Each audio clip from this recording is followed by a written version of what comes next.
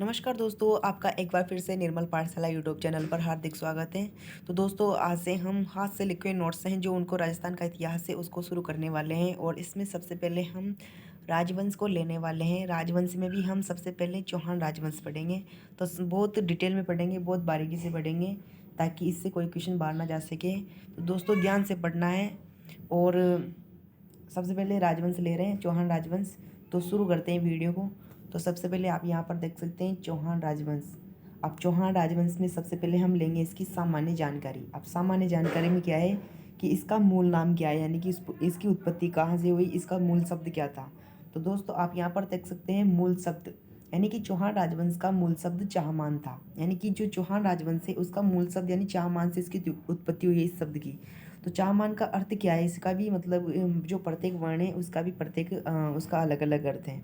जैसे कि आप यहाँ पर देख सकते हैं चाहमान में चा, तो चा का वो पूरा अर्थ है यहाँ पर चाप। चाप यानी कि धनुर्विद्या में निपुण, यानी कि धनुष में निपुण। जो धनुष में जो बाण चलाते हैं धनुष में, उसमें ये निपुण होते हैं। फिर दूसरा है यहाँ पर हरि। हरि यानी कि ईश्वर में आस्था रखने वाला, दूसरे का अर्थ हो गया हरि। और तीसरा हो गया मान। मान यानी कि अतिथियों का मान सम्मान करने वाला। और यहाँ पर देख सकते हैं न का, यानी कि नीति। नीति यानी कि वह राजा जो नीति या सिद्धांत योजना बनाकर शासन करता हो। यानी कि चाम मान का अलग अलग अर्थ हो गया, चा का अलग हो गया चाप, ह का हरि, माँ का मान, न का नीति। तो दोस्तों, ये बहुत इंपॉर्टेंट है, इसको भी याद रखना है आपको। अब अगला देखिए यहाँ पर, यानी कि यहाँ नोट लगा रखा है जिस यहाँ पर देख सकते हैं आप चाहमान। चाहमान शब्द का सर्वप्रथम उल्लेख जैनक ने अपने प्रसिद्ध ग्रंथ पृथ्वीराज विजय में किया है। यानी कि सिंपल सा अर्थ है इसका, यानी जैनक जो कवि हैं उनका जो ग्रंथ है पृथ्वीराज विजय, उसमें इसका सर्वप्रथम उल्लेख किया गया है चाहमान शब्द का। अब अगला देखिए आप यहाँ पर, अब अगला देखेंगे अपन यहाँ पर उत्पत्ति। तो आप यहाँ पर देख सकते हैं उत्पत्ति। उत्पत्ति हम देखें दोस्तों, यहाँ पर दो प्रकार से देखनी है आपको। तो विद्वानों के अनुसार जो उत्पत्ति है वो दो प्रकार से है। पहली तो है अग्निकुंड या अग्निवंशी, और दूसरी है सूर्यवंशी। यानी कि अग्निकुंड यानी अग्नि से जो उत्पत्ति हुई है उसको मानने वाले ये कवि हैं, और जो सूर्यवंशी से मानते हैं वो ये कवि हैं। तो अब यहाँ पर ये देख सकते हैं आप, यहाँ पर अग्निकुंड से मानने वाले कौन कौन से हैं। एक तो चंद्रबरदाई, दूसरे हैं मूणोत नैणसी, तीसरे हैं सूर्यमल मिश्रण। अब देखिए दोस्तों, इसको आप ऐसे भी याद कर सकते हो, पूरा नाम याद नहीं कर सकते तो जैसे कि चंदर नैणसी मिश्रण, चंदर नैणसी मिश्रण। एक बार और बोलिए, चंदर नैणसी मिश्रण। अब यहाँ पर आप देखिए सूर्यवंशी। सूर्यवंशी से किसे याद करेंगे, सूर्यवंशी में जैसे कि एक पहले तो है जैनक, दूसरे हैं नैनचंद्र सूरी, जोधराज, नरपति नाला और गौरीशंकर ओझा। अब देखिए दोस्तों, इनका पूरा नाम याद नहीं रहता है, बहुत सारे हैं ये, तो इनको केवल पीछे पीछे के दो अक्षर ऐसे जैसे गाने की तरह याद कर लीजिए, जैसे कि नक सूरी राज नाल ओझा। नक सूरी राज नाल ओझा कैसे याद करेंगे, नक सूरी राजनाल ओझा। एक बार और बोलिए, नक सूरी राजनाल ओझा। अब आपको एक बात और याद रखनी है इसमें, कि जैसे कि कोई अगर क्वेश्चन में पूछ ले कि वैदिक आर्यों की संतान की उत्पत्ति का किसका मत है, तो ये भी आपको किसका लगाना है, गौरीशंकर ओझा। जो कवि हैं गौरीशंकर ओझा, उनके अनुसार वैदिक आर्यों की संतान, ये भी याद रखनी है आपको बात। अगला देखिए, अब देखिए दोस्तों, यहाँ पर है कर्नल जेम्स टोड व इतिहासकार स्मिथ ने चौहान राजवंश की उत्पत्ति विदेशियों से बताई, मध्य एशिया के शक व सीतियन से। अब देखिए दोस्तों, इसमें सिंपल सी बात है कि अगर ये विदेशी हैं तो इन्होंने जो चौहान राजवंश की उत्पत्ति है वो भी विदेशी बताई है। तो आपको इसमें ज़्यादा कुछ याद करने की जरूरत नहीं है, क्योंकि अगर आ गया कि विदेशियों की उत्पत्ति, विदेश मतलब चौहान राजवंश की उत्पत्ति विदेशियों से किसने बताई है, तो सिंपल सी बात है जो विदेशी होंगे, यानी कि कर्नल जेम्स टोड और इतिहासकार स्मिथ ने। तो ये आपको अपने आप याद हो जाएगा। इसमें मुख्य बात यह है कि किससे बताई है, तो मध्य एशिया की शक व सीतियन से। ठीक है, अब अगले चलते हैं यहाँ पर। अब आते हैं कि उनकी उत्पत्ति अब शिलालेखों के अनुसार, पहले तो हो गई किसकी, विद्वानों के अनुसार। अब देखेंगे अपन कि यहाँ पर शिलालेखों के अनुसार। तो यहाँ पर देख सकते हैं आप, दूसरा फर्स्ट वाला है बिजोलिया शिलालेख के अनुसार 1170, यानी बिजोलिया शिलालेख कब का है, 1170 का। चौहान राजवंश की उत्पत्ति वत्स गोत्र ब्राह्मणों से बताई गई है। यानी कि बिजोलिया शिलालेख आ गया तो किससे बताई गई है, वत्स गोत्र ब्राह्मणों से बताई गई हैं। फिर यहाँ पर दूसरा देख सकते हैं आप, यहाँ पर सुंदा माता शिलालेख, यानी कि 12वीं शताब्दी का है ये। अब सुंदा माता शिलालेख के अनुसार क्या है, चौहान राजवंश की उत्पत्ति वशिष्ठ मुनि की आँख से बताई गई है। सुंदा माता शिलालेख के अनुसार किससे बताई गई है? वशिष्ठ मुनि की आँख से बताई गई हैं। अगला देखिए तीसरा वाला है अग्निकुंड मत के अनुसार वशिष्ठ मुनि द्वारा आबू पर्वत पर किए गए यज्ञ से निम्न वंशों की उत्पत्ति हुई है। यानी कि दोस्तों अग्निकुंड मत के अनुसार वशिष्ठ मुनि जी ने मतलब आबू पर्वत पर एक यज्ञ किया था, उसके अनुसार जो जो जो ये दे रखे हैं ये राजवंश इनकी उत्पत्ति हुई है। तो पहला कौन सा है? चौहान राजवंश है।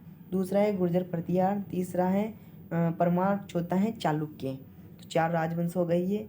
और चौथा याद रखना है आपको कौन सा? आबू के अश्लेश्वर शिलालेख, यानी कि आबू का जो अश्लेश्वर शिलालेख है उसके अनुसार चौहान राजवंश की उत्पत्ति चंद्रवंशी से बताई गई है। ये बहुत इंपॉर्टेंट है दोस्तों, बहुत बार एग्जाम में आया है ये, इसको आपको बहुत मतलब याद रखना है। ये जो भी बता रहा हूँ मैं सारे इंपॉर्टेंट है ये।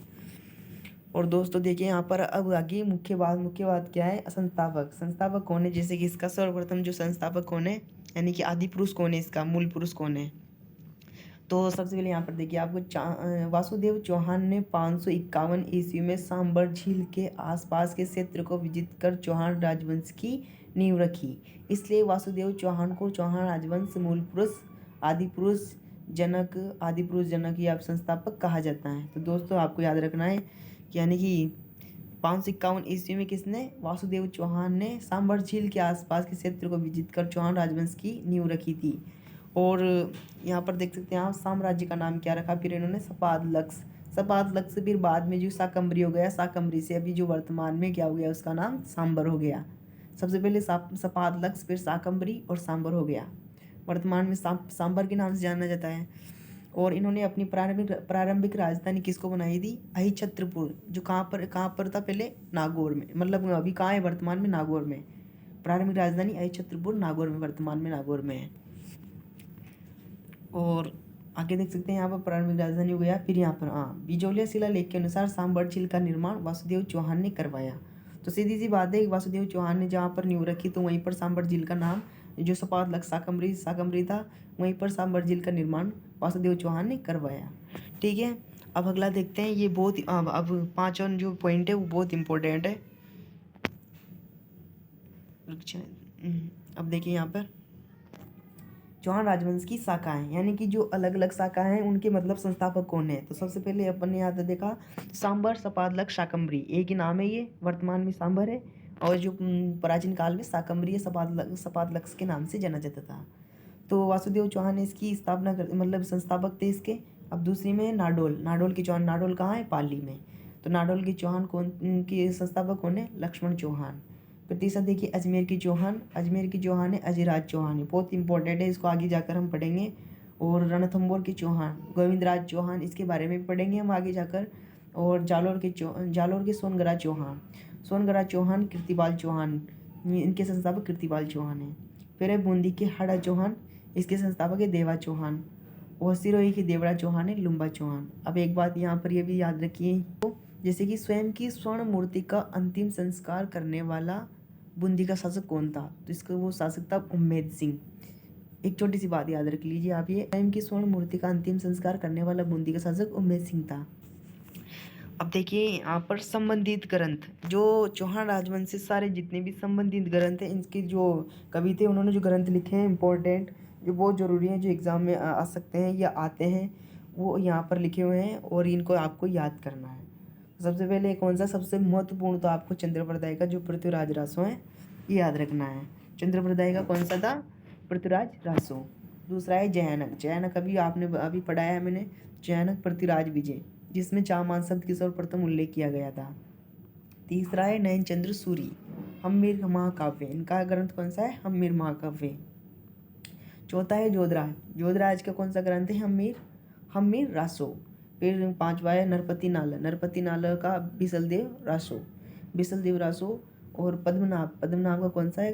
कानड़देव प्रबंध। और वीरमदेव सोनगरारी वात।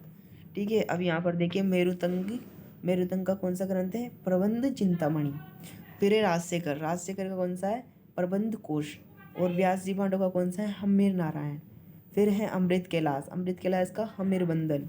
और फिर है चंद्रशेखर का हम्मीर हट और सुरजन चरित्र। फिर है दशरथ शर्मा। अभी दोस्तों ये बहुत इंपॉर्टेंट है दशरथ शर्मा का, अभी थोड़े दिन पहले अभी किसी एग्जाम में आया हुआ है ये। इसका है दशरथ शर्मा का the early Chauhan dynasties, the early Chauhan dynasties. अब देखिए दोस्तों, अब यहाँ पर है कुलदेवी और आराध्य देव। तो कुलदेवी होती है मतलब प्रत्येक राजवंश की आपको कुलदेवी तो याद करनी ही करनी है। तो कुलदेवी कौन सी है इनकी? शाकंभरी माता। और आराध्य देव कौन से हैं? हर्षनाथ जी। फिर अब सबसे पहले हो गए, अब इनकी बहुत मतलब चौहान राजवंश की जितनी भी मतलब महत्वपूर्ण बातें थी वो बता दी मैंने। अब यहाँ पर हम सांबा, अब यहाँ से स्टार्ट कर रहे हैं हम सांबर के चौहान। अब सांबर के चौहान जितने भी महत्वपूर्ण जितने भी राजा हुए हैं वहाँ के, उनका मतलब उनको पढ़ने वाले हैं अपन, जो एग्ज़ाम आते हैं और जो आने वाले हैं। तो यहाँ पर सबसे पहले देखिए, यहाँ पर दुर्लभराज चौहान, सांबर के चौहान पढ़ रहे हैं। और इसमें सबसे पहले पढ़ रहे हैं दुर्लभराज चौहान। वत्सराज के समय त्रिपक्षीय दलीय संघर्ष हुआ। इसी संघर्ष के तहत बंगाल के धर्मपाल ने वत्सराज पर आक्रमण किया, यानी इनके समय त्रिपक्षीय दलीय संघर्ष हुआ था। फिर यहाँ पर है, यहाँ पर देख सकते हैं आप, वत्सराज व दुर्लभराज ने धर्मपाल को पराजित किया। यानी कि सीधी सी बात है कि वर्तमान वत्सराज का जो सामंत थे दुर्लभराज थे, उन्होंने दोनों ने मिलकर धर्मपाल को पराजित कर दिया। फिर अगला है यहाँ पर, दुर्लभराज के शासनकाल में पहली बार सांबर व अजमेर के आसपास के क्षेत्र में मुस्लिम आक्रांताओं का आक्रमण हुआ। तो दोस्तों एग्जाम में ऐसा पूछा जा सकता है कि सबसे पहले चौहान राजवंश के जो सांबर के चौहान थे उनमें मुस्लिम आक्रांताओं का आक्रमण किसके शासनकाल में हुआ? तो दुर्लभराज के शासनकाल में। अब देख ली अगला राजा कौन है? गुवक प्रथम। गुवक प्रथम, यहाँ पर देखिए आप, गुवक प्रथम। अब यहाँ पर देखिए, यह गुर्जर प्रतिहार शासक नागभट्ट द्वितीय का सामंत था। यानी कि नागभट्ट द्वितीय के सामंत थे। गुर्जर प्रतिहार, जो गुर्जर प्रतिहार राजवंश है उसको भी हम पढ़ेंगे। तो यहाँ पर आप याद रखिए, यह गुर्जर प्रतिहार शासक नागभट्ट द्वितीय के सामंत थे। नागभट्ट ने गुवक को वीर की उपाधि प्रदान की थी। यानी कि नागभट्ट ने इनको गुवक को वीर की उपाधि प्रदान की तथा अपनी पुत्री जाबाली का विवाह गुवक प्रथम से करवाया। गुवक प्रथम ने रेवासा सीकर में हर्षनाथ मंदिर का निर्माण प्रारंभ किया। किसने? गुवक प्रथम ने रेवासा सीकर में हर्षनाथ मंदिर का निर्माण प्रारंभ किया, किंतु यह पूर्ण सिंहराज के काल में हुआ। यानी कि इन्होंने केवल प्रारंभ किया, लेकिन पूर्ण किसके काल में हुआ था? सिंहराज के काल में हुआ था। अगला देखिए, चंदनराज। यहाँ पर देखिए चंदनराज। अब इनकी मुख्य बात, मतलब चंदनराज तो नाम, राजा का नाम याद रखना है। और अगर इनका सबसे महत्वपूर्ण बात है इनकी रानी का नाम।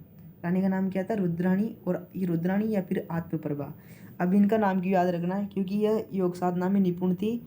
और दूसरी बात, यह भगवान शिव की प्रतिमा के सामने पुष्कर झील पर प्रतिदिन 1000 दीपक प्रज्वलित करती थी। क्यों करती थी? सर्पदंश निवारण के लिए।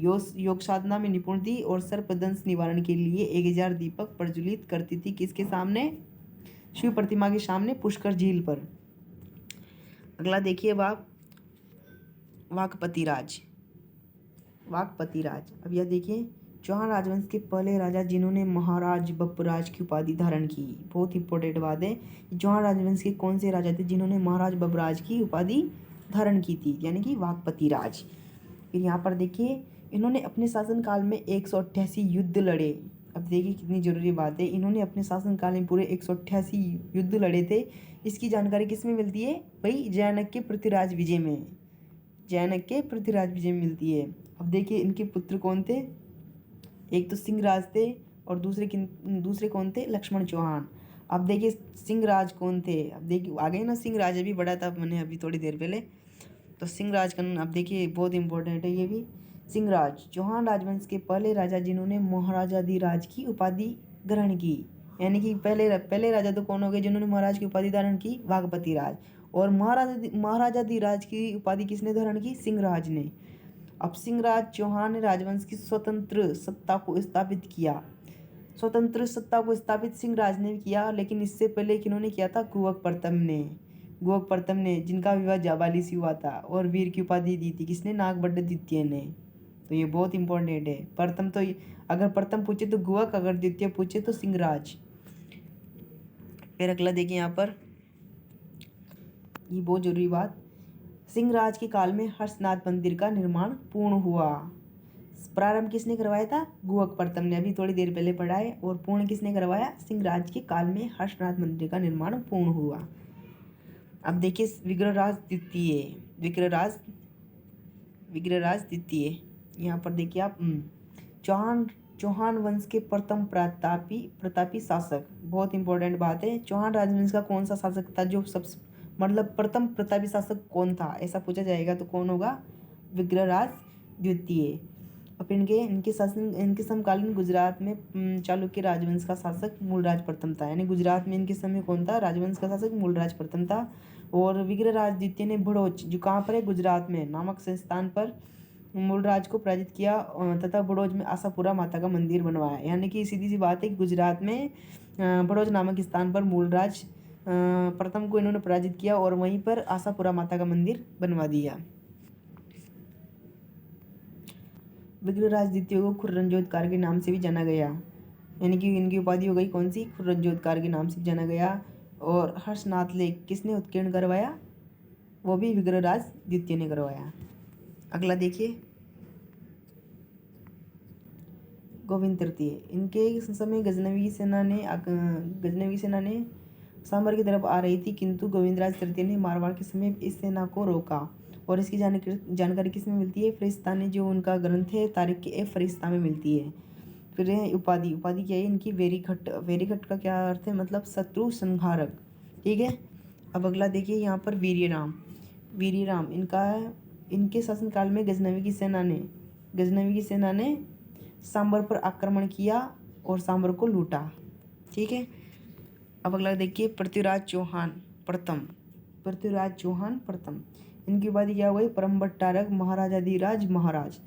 एक बार और बोलिए, परम भट्टारक महाराजाधिराज महाराज। इसकी जानकारी किस में मिलती है? जीणमाता लेख में। और इनको तुर्कों का विजेता भी कहा गया। फिर है पृथ्वीराज चौहान ने 700 चालुक्यों को मौत के घाट उतारा, जो पुष्कर में ब्राह्मणों व तीर्थयात्रियों को लूटते थे। तो सबसे पहले इनकी इंपॉर्टेंट बात क्या याद करनी है? इनके परम भट्टारक महाराजाधिराज की उपाधि धारण की इन्होंने, और तुर्कों का विजेता कहा गया। और पृथ्वीराज चौहान ने 700 चालुक्यों को मौत के घाट उतारा। ठीक है। अब एक बात और याद रखनी है आपको यहाँ पर कि दुराचारी चौहान, यानी कि दुराचारी चौहान के नाम से कौन प्रसिद्ध हुआ है? विग्रहराज तृतीय। ठीक है। तो दोस्तों आज हमने चौहान राजवंश की मतलब मुख्य जानकारी और सांबर के चौहान पढ़े हैं। अगली कक्षा में हम अजमेर के चौहान पढ़ेंगे, शुरू से पढ़ेंगे और अच्छे से पढ़ेंगे।